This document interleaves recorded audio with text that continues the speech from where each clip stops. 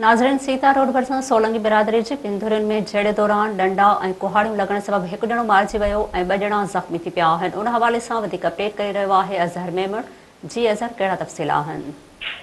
जी नाज़रीन, जीअं मां तव्हांखे ॿुधाईंदो वञां त सीता रोड भरिसां कचहरे इलाइक़े सीता विलेज में सोलंगी बिरादरी बिंदुरियुनि कुंडाणी ऐं भुच माछंग विच में जेको आहे ॿारनि जी मामूली ॻाल्हि झेड़ो थी पियो आहे।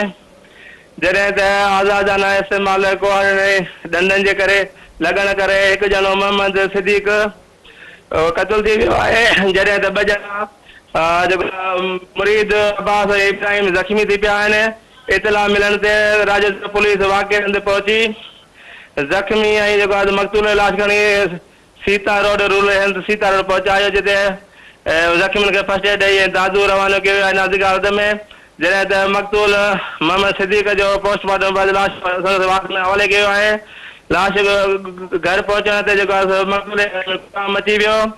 होॾां आख़िरी इतला ताईं जेको आहे वाक़े जो केस दाख़िल थी सघियो आहे। हिन खे गिरफ़्तारी अमल में अची सघी आहे। जी अज़हर मेमण, अवां जी महिरबानी।